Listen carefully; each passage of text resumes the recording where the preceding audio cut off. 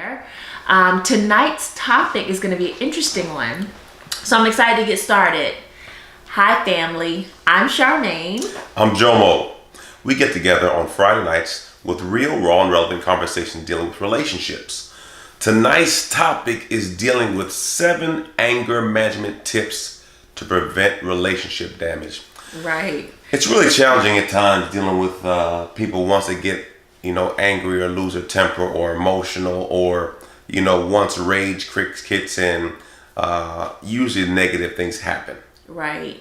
And a lot of times if your spouse or the person you with has anger management issues because you have experienced them firsthand, at least by now. So if that's something that you have agreed to take on, make sure that as we grow and get better and mature in Christ, that we try to eliminate as much anger as we can, because we want to reflect Christ as much as possible, and we have to grow as individuals. And as we grow as individuals, our relationships do improve. So anger is one of those things that can destroy a relationship. It can destroy communication. It can destroy intimacy. All of it. Right. So we want to make sure if that's something that you struggle with or your spouse struggles with, maybe you can hold them accountable and help them through that issue. Challenging. And if you are the person that has anger management issues, I think these are some great things that will help you kind of identify what may be causing the anger management, or some tools that you can use in order to eliminate your anger management. So, well, with that being said, number 1. Yes, number 1. Think before you speak.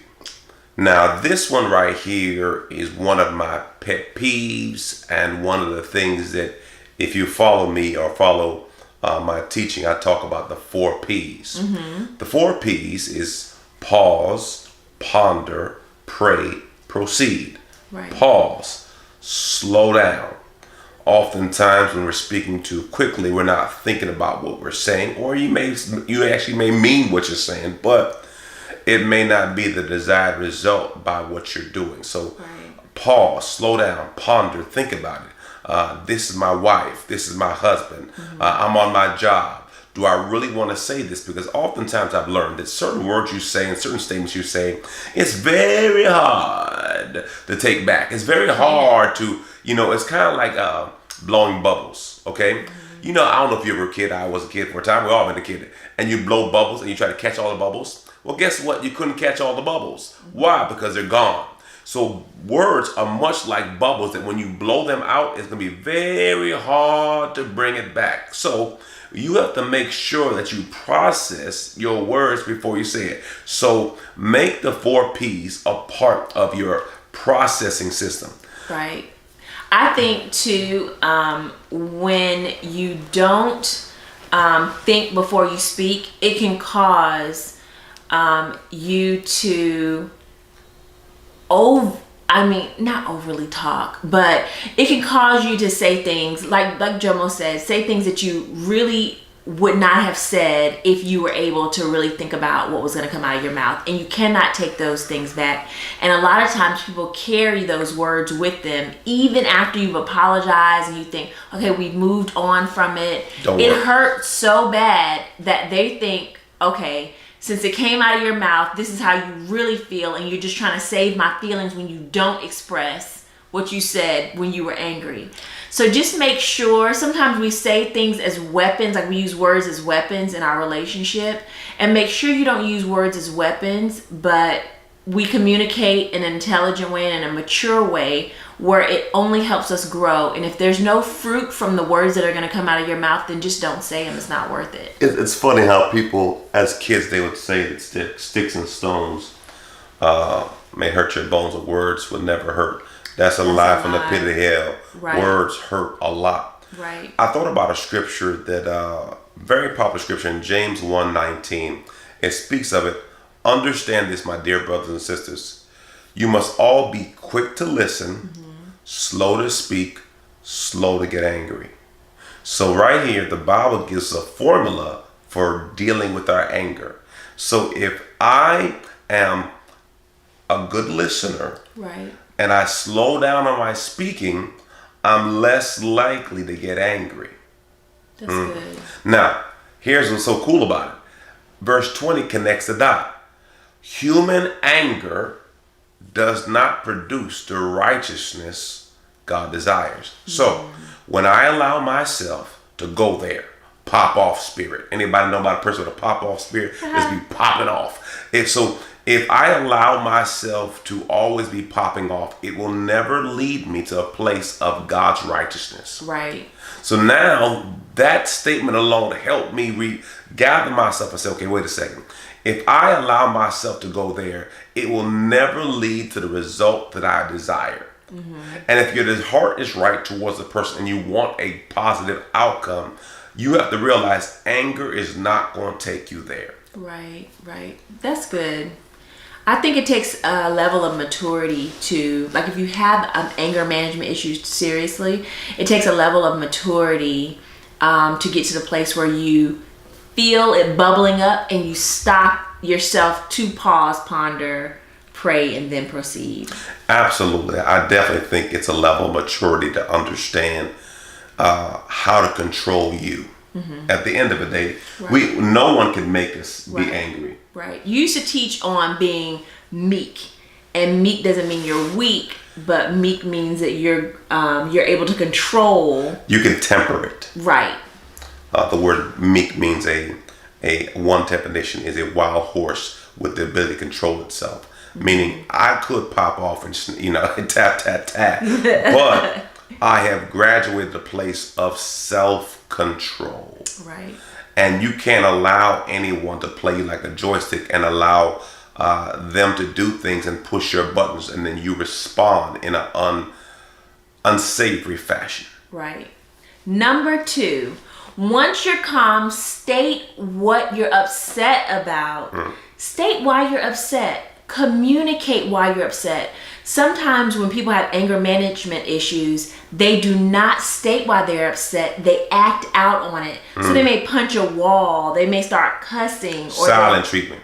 They may do the silent treatment. Or they may drive off and leave. And the other person is left hanging to try to figure out what means. The problem is. Try to decode what you're trying to communicate by your actions. Don't leave a person hanging as far as why you're upset. Calm down for a minute, give yourself some time, and then communicate to your partner why you're upset. Oftentimes when people get emotional, logic leaves. And you have to really bring it down.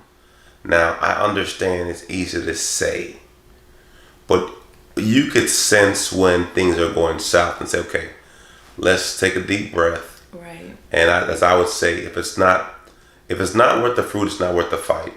And in any circumstance, we just be mindful to honor each other. Right. Disrespect and all the other aspects of not honoring each other will never get us there. The Bible says to honor your spouse means to give weight, to give preference, to make them priority. So make sure in the midst of you having heated fellowship that you don't dishonor each other. Right. That's good.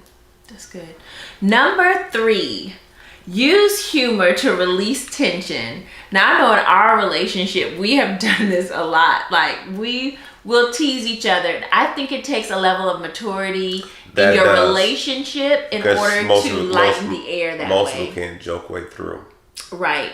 Because, like, sometimes we'll get upset about something, or we'll see one of, like, if I'm upset about something, Jomo may start laughing at me and say, man, come on, Charmaine. Come on, are you serious right now? And you stomping around. You know, like, he may, like, imitate what I'm doing, and I'll just bust out laughing. But I really appreciate, him lightening the air or making light of the situation or putting things in perspective. Because sometimes it takes someone outside of your emotions or outside of where your headspace is to kind of put things in perspective for you to say, hey, it's not that bad. The world is not ending. This is not that big a deal. And it may be a big deal for you in your mind right then in that moment. But if you have someone that loves you, that's close to you, to say, listen, I love you. We're still alive. We're still breathing. Let's come up with a solution. Sometimes if your relationship is mature enough, you can deal with them making light and making a joke of it. Yeah, you have to be careful with sarcasm, though. Right. Because sarcasm is something different. Yeah, because not everyone knows how to, do good jokes. Because sometimes Charmaine thinks she's funny, but sometimes she's not funny. So you have to be careful if the person's not good at doing jokes. What? Sometimes, people aren't funny, Have you ever been upset with me making light of a situation? Who, you? Yes. No. Are you being honest? I can't really think of a time where a joke for me, or you try to make me laugh like that. So I can't think of a moment. It's probably there, but it doesn't come to my mind. Right. I think with Jomo's personality, and a lot of, he has a big personality, at church, and, when the camera is rolling, but Jomo is very much an introvert, very much kind of like a workhorse as far as like reading, always studying, always writing. He's not like the life of the party or anything like that. What? Yeah, no, he's not. I can't believe I'm not the life of the party. Well, when I make jokes, I think him and the kids, especially the boys, they try to hold in their laugh because they don't want to give me my credit that's due. For a bad joke? Because I'm hilarious. You have to believe that. And I'm naturally hilarious. I believe and you believe that. I believe you believe they that. don't want to laugh at my joke. But it's okay because I know that I'm funny. Do you know what I'm saying? So I'm cool with me. So well, as long as you know when you're bombing. Anyway, number 4. Take a time out. Take a time. Put T-O. You know how you put your child in timeout? Put yourself in timeout. I know for me, what I've done, which has been very successful in my life, is if I feel myself going off course, I usually start to pray. And she's seen me pray sometimes where I'll just start praying in the spirit. Or I'll go away and pray and say, okay, Lord, help me with this. Help me understand this. And then I even ask God, Lord, is it me? Am I tripping or is she crazy? I think she's crazy, but I know I'm not tripping because, see, I'm saying I'm normal. But I know that your daughter has some psychological issues. So I pray, God. Now I'm playing. No, I asked God for real. I said, first off, Lord, is it me? Right. Okay, so if I'm getting heated, I have to ask. This is what I do now. I ask God, is it something with me? Right. Because why am I responding this way to this? So what stimuli caused me to respond this way? Why are you popping off? Correct. So I can't get mad at her if I'm responding this way. Remember, you are responsible for your response. Right. So I can't allow anybody to make me get outside of my godly character. Right. And if I am, it's actually an indicator of an immature area in my life that has not been developed. Right. So whenever you get angry and outside of your godly character, it's an indicator of an area in your life that you have not matured in. So then when I see myself going there, I say, okay, wait a second, Jomo, you got an issue. Right. So then I ask God, I say, first off, Lord, is it me? Have I done something to your daughter to get her to the place where she feels like she has to say, do, or act in a manner that makes me feel angry? Or Lord, is this a righteous anger? So there is righteous anger when something's wrong and you can be righteous about it. But the key aspect is your anger cannot lead to action that is detrimental to you and others. That's it. So I ask God, and usually after I pray, and see, remember the 4 P's: pause, ponder, pray, then proceed. Right. So I use my filter to help me weed it out. That's good. And you have to figure that out for yourself because everyone has different issues. If something is off, I'll tell her. I say, hey, babe, you told me this. I see this. Help me understand. Right. So before I allow myself to get angry, get more information. Right. Pause. Ponder. Think about it. She's not my enemy. She's my friend. She's, we're working together on a goal. Right. So process more so that you have less apologizing. So many times we have to apologize for these angry moments when we should have never even been in that spot. Right. Number 5. This is so good. Get exercise. Let me see some of that.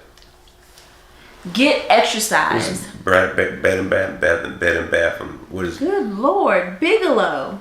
It's Bigelow lip gloss, and it's the bomb. But you got it from Bed and Bath, though. You can get it from there, or you can get it from the Bigelow website. Okay. And if you're on YouTube, I will link it in the description. It's the minty one.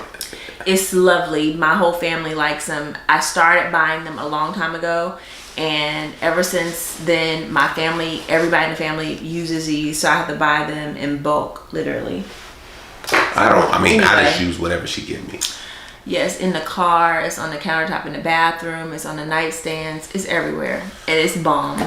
Okay, anyway, get exercise. Exercise is a natural stress reliever. I mean, it's medically proven that it relieves stress. So you exercising may just drop your blood pressure immediately.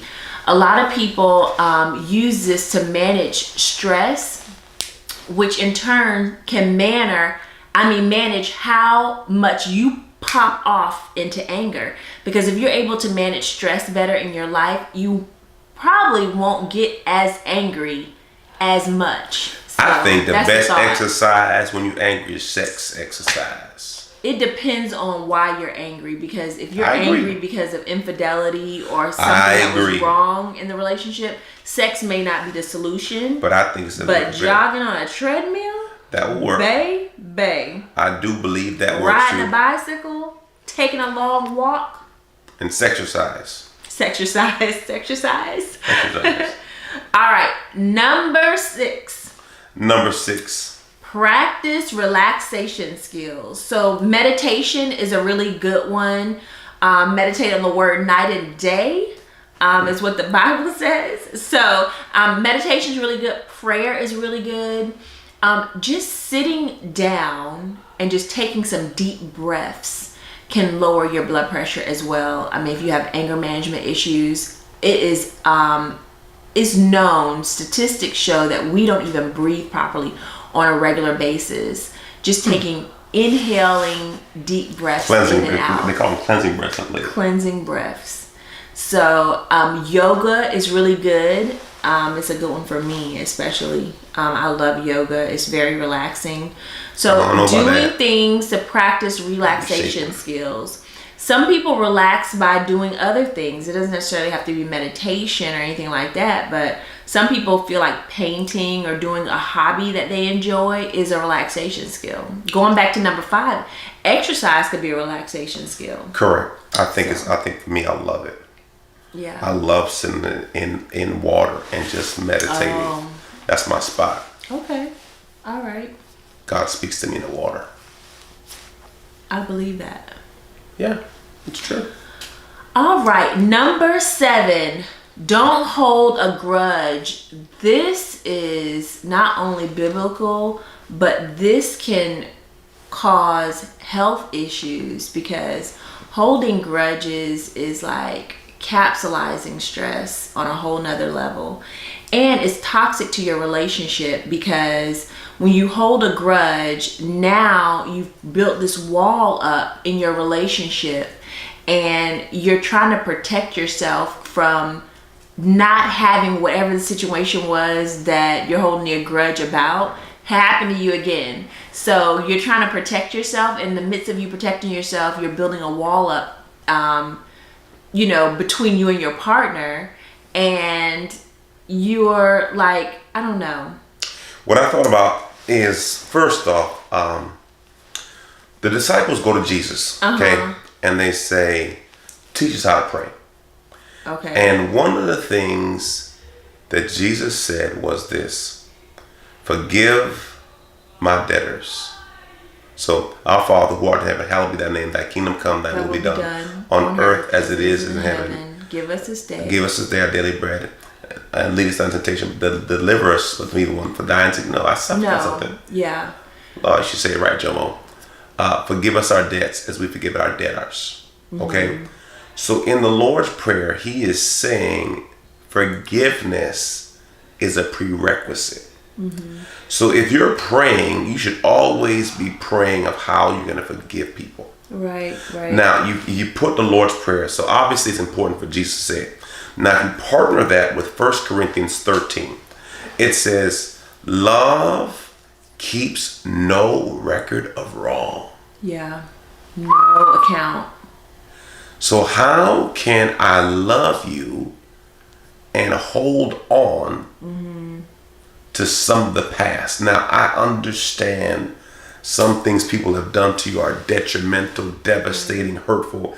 I agree with all of that. And even still, God is still good, and he can still release you from, because you're actually putting yourself in bondage when you hold grudge. Correct. And isn't it a stronghold, babe? Yes. So when I thought about this is what helps me tremendously. If you get a chance, go to 1 Corinthians 13. And I'm just going to do a quick one for you guys because I love you. Now, it says this: love is patient and love is kind. Now, let's just deal with this. Have you noticed when you get angry, you've lost your what? Patience. Right. So and you're definitely not kind. And you're not kind. Right. So notice that the first ingredient of loving someone is to be patient with them. Right. Now, some will say, man, but Jomo, how long? I agree. But here's the one thing I realize. If you've had children before, right, or someone you love, and they're little, one thing I realize is you give them a whole bunch of grace and a whole bunch of patience. Why? Because you understand. Now, how is it we can give grace, patience, and mercy to our kids, but we can't do it with our spouses? Right. Yeah. So you have the ability to do it. So first off, love is patient, love is kind, right? Then it says not jealous or boastful or rude. Love doesn't want its own way. It's not irritable. Right. Ooh. Love keeps no record of wrong or being wrong. So that's Right. 1 Corinthians 13:5. Keeps no record of wrong or being wrong. So if I'm keep holding a grudge, I'm going to stay in the spirit of always being angry. And you wonder, why are you so angry? Why? Because see, the reason why people are so angry is they have not released it. Come on now. And they're allowing this thing to fester. So now they're always on 10 and ready to pop off and touch somebody because they have truly not released it. So we have to ask ourselves, do I exemplify love? Example, this is what you do.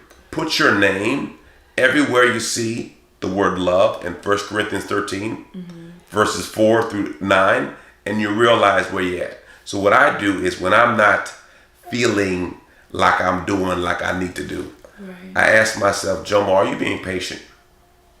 Jomo, are you being kind? And usually the answer is no. Now, rarely do I get to this place, but I do a self-analysis of my walk and say, okay, why am I angry and what could I do differently in this season? Right. Now, here's a challenge.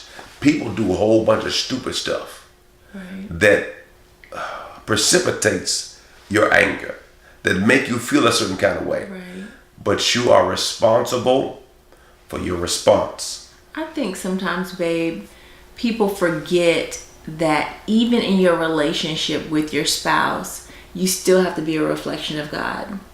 Absolutely. You think that, because it's in the home and it's not outside the home, it's not outreach, it's not quote unquote ministry, but your first ministry is your relationship. It's supposed to be. Or your marriage, and you want to make sure that even in your marriage you're being a reflection of God. So make sure that if you have anger management issues, that you think about those things. Make a list of some things that you would like to change about yourself, about how you handle anger, how you handle stress. What are some things that you could do better? Talk to your spouse about them, because the thing is the only way we can get better is writing things down, other people around you holding you accountable to those things, and you growing. We have to mature. We have to grow. Correct. We can't be stagnant. We can't say, oh, this is just me. No, it's not you. That's not how God made you. God didn't make you to be that way.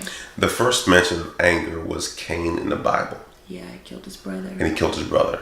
So that anger is dangerous. Mm-hmm. One of our pastors said this: anger is one letter away from danger. Mm-hmm. So when you allow your anger to take over, you're putting yourself in danger. That's good. That's good. Well, we appreciate you guys joining us this Friday evening. Thank you so much. Please remember to share if you're on Facebook. If you're on YouTube, give us a thumbs up and make sure you subscribe. And we look forward to doing more videos like this with you guys. Remember, love, laugh, and learn. God bless you. God bless y'all. Peace. Good night.